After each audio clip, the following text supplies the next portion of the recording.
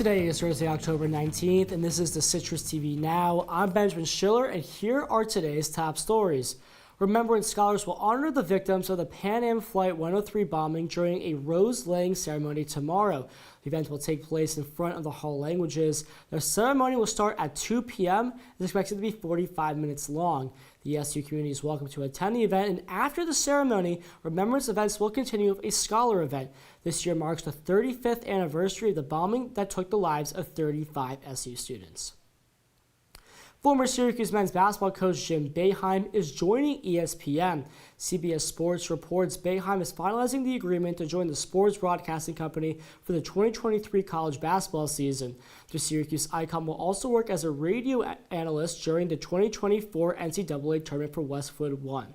Boeheim announced his retirement from SU this past spring after leading the basketball program for 47 years.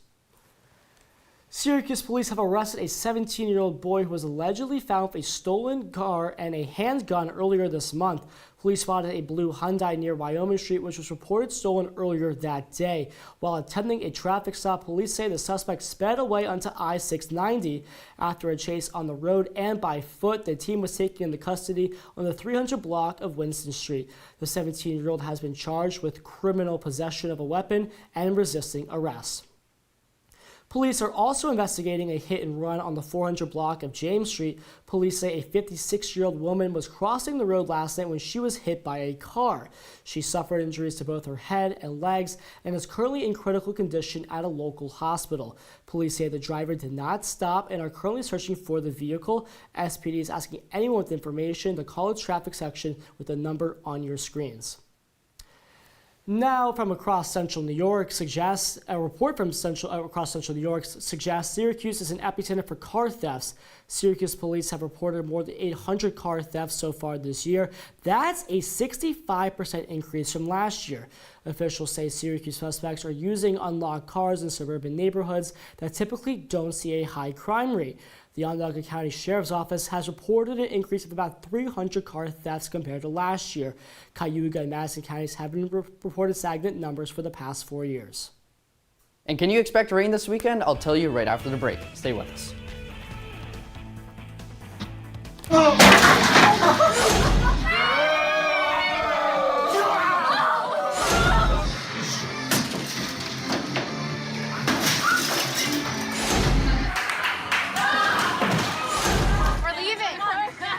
Most party fouls are pretty dumb. But if you decide to drink and drive underage, you could lose your license and your freedom. Underage drinking and driving. The ultimate party foul. Welcome back to Citrus TV Now. President Biden will address the nation in the Oval Office tonight at 8 p.m. The president is expected to speak on the wars between Ukraine and Russia and Hamas and Israel during the nationally televised speech. This comes as the White House plans to request $100 billion from Congress to aid allies Israel and Ukraine and their war efforts. Now joining us at the desk is our weather anchor, Max Williams. Max, looks like it's been going to rain a lot these past couple days. Is rain in the forecast this weekend? It is, unfortunately. There is a lot of rain on its way for this weekend, and but right now Syracuse sitting at 64 degrees, partly cloudy skies. We do have a light wind speed of 9 miles per hour coming out of the south, but very unseasonable for this time of the year, and fairly warm throughout the day today. Now, as we get into tonight, temperatures are not going to drop too much, only to the upper 50s. So a fairly cool night, and skies changing from partly to mostly cloudy skies. Now here's a quick look at your weekend forecast.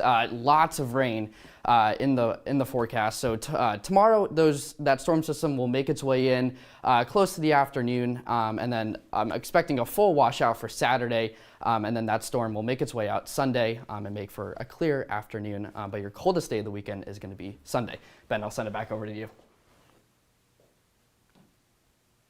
Oh Allah, give us a way out of this misery. Ameen. Oh Allah, grant us a way out of this pain. Ameen. Oh Allah, give the people the peace they deserve. Coming up on News Live at 6, the Muslim Student Association hosted a Prayers for Peace event on the Quad last night. Reporter Luke Welsh will have more on certain reactions regarding the war in the Middle East. That's all the time we have for you today on the Citrus TV Now. I'm Benjamin Schiller. Our coverage continues in an hour.